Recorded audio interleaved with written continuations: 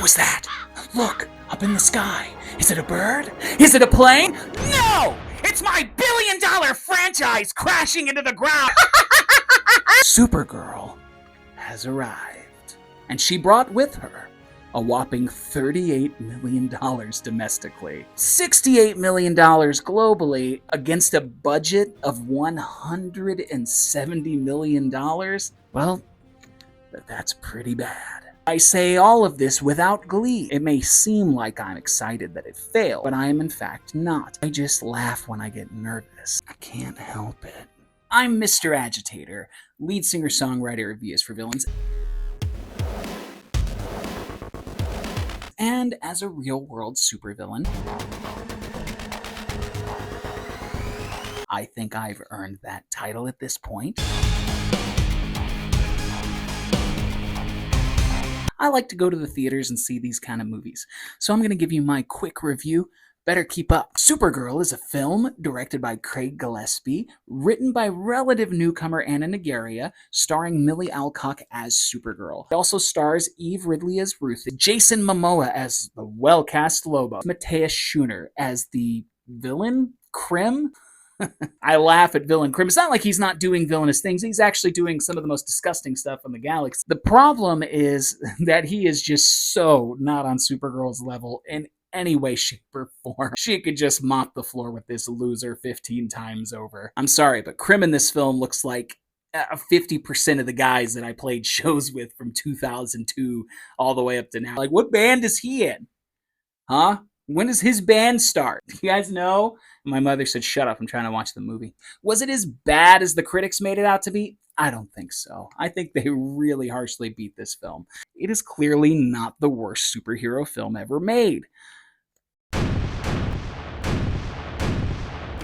Bad films. In all fairness, it was also not a great film either. It was rough, and the box office is reflecting that. I'm serious. You know there's like 15 Warner Brothers executives in the upper echelon right now getting ready to fight for their jobs. They've got their furniture flipped over. They're ripping chair legs off. They're putting nails in that. They're getting rid of... Oh, God. We're going to have to explain this Supergirl thing, man.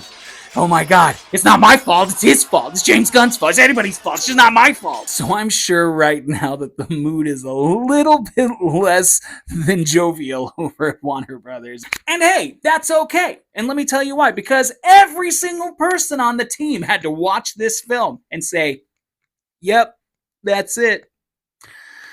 That's the one. It wasn't the one.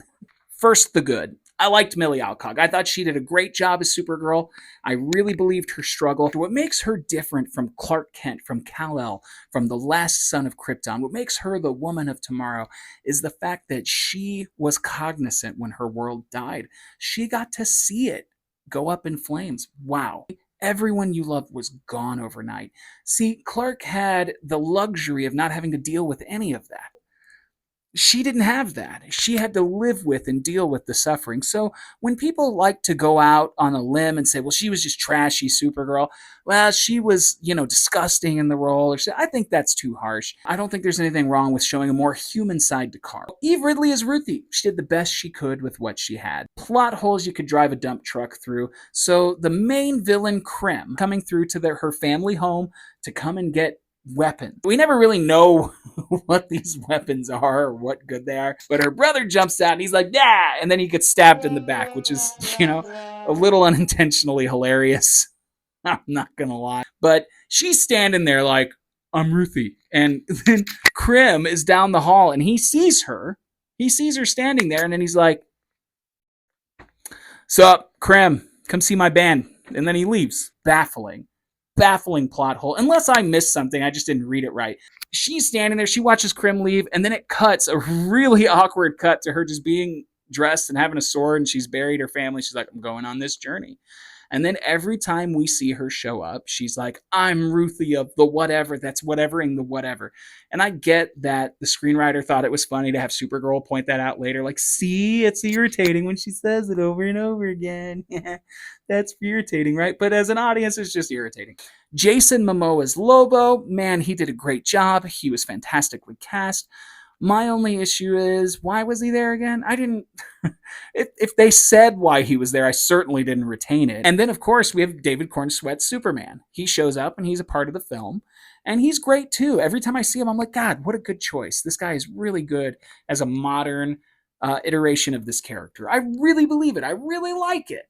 Crypto was in the film for a very brief moment. He was not a big part of the film. Of course, it's a CG interpretation. I love that dog. That dog's cute. You're never going to get me to say something bad about Crypto. You're never going to get it. The good boy is hurt. And I don't like that at all. That's making me sad. And I'm starting to realize there's no doomsday device. There's no big intergalactic threat. It's trafficking. Oh, man, really? And look, trafficking is an important issue, but that's, I didn't really want it in my Supergirl movie, to be honest. If you're gonna put it in there, maybe make it a story of some substance. Maybe have Supergirl, I don't know, care about it at all.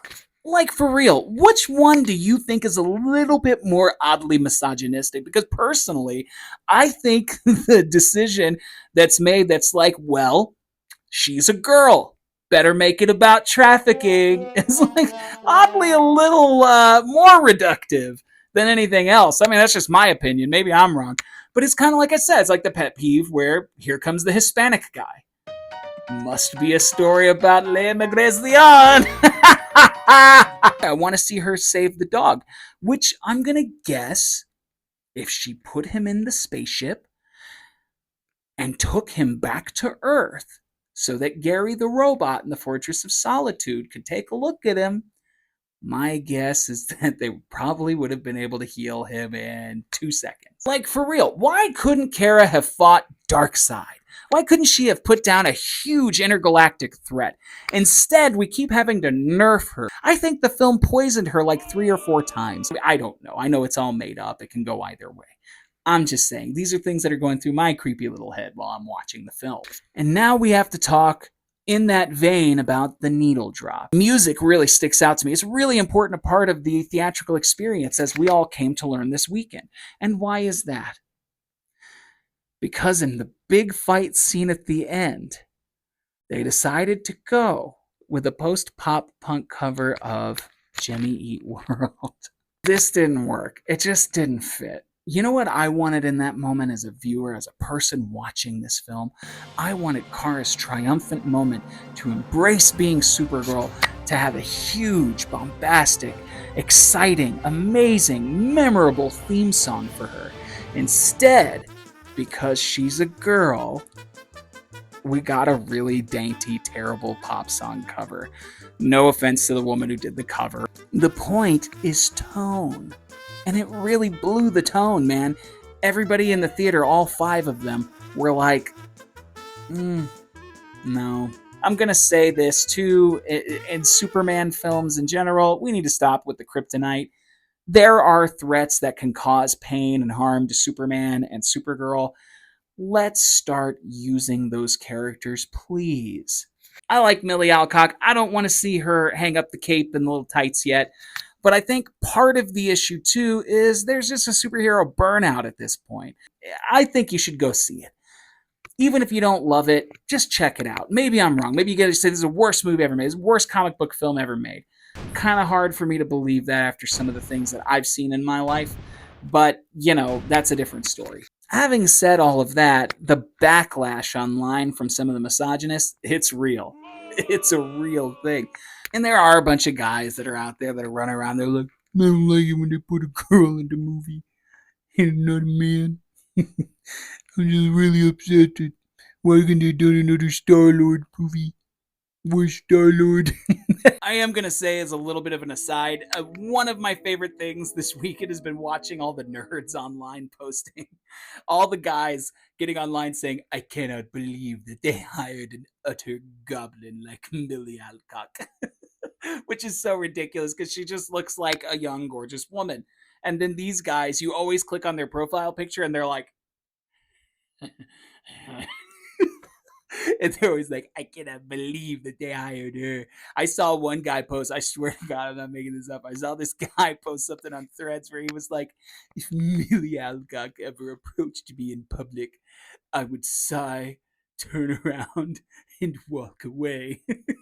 I was like, dude, I'm sorry. I hate to be the one who's got to burst your little bubble. If Millie Alcock was on fire and you were the only man with a bucket of water, she'd let it burn, baby. But, also on the other side of it, then you have the people that are posting are like, if you didn't like Supergirl, then you're a misogynist.